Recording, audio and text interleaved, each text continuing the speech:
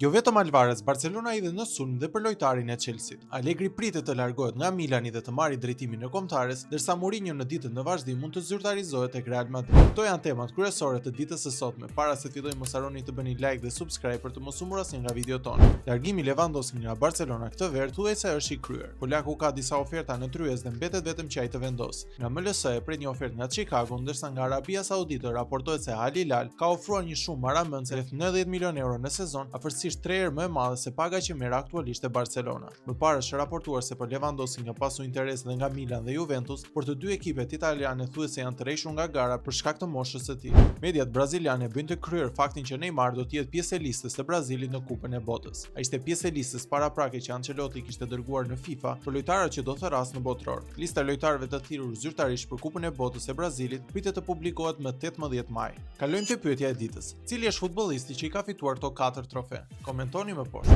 Barcelona e di se transferimi i Julian Alvarez nga Atletico Madrid nuk do të jetë i lehtë. Ndaj drejtori sportiv i Barcelonës Deco po punon për alternativa të tjera në rast se transferimi dështon. Emri më i përmendur i mediave spanjolle është i brazilianit të Chelsea, Joao Pedro. Pedro është kthyer një nga objektivat kryesore të Barcelonës dhe marrëveshja mund të mbyllet për rreth 100 milionë euro. Këtë sezon ai ka shënuar 23 gola në 51 ndeshje. Cili mendoni se është sulmuesi i dur për të zëvendësuar Lewandowskin, Pedro apo Alvarez? Komentoni më poshtë. Max Allegri po konsideron seriozisht të largohet në fund të sezonit nga Milani pas problemeve personale me Zlatan Ibrahimovic dhe me drejtuesit e klubit. Sipas Corriere dello Sport, Allegri mund të marrë dhe drejtimin e kombëtares italian. Pavard do të rikthehet te Interi. Marseille nuk do të aktivizojë opsionin e blerjes për Benjamin Pavard, i cili aktualisht është i huazuar nga Interi. Mbrojtësi 30 vjeçar pritet të rikthehet në Itali në fund të sezonit. Vlahovic do të largohet nga Juventus në fund të sezonit dhe ju është ofruar skuadrave spanjolle. Para disa javësh është raportuar për një interesim nga Atletico Madrid, ndërsa së fundmi ka dalë emri Real Madrid dhe Barcelona.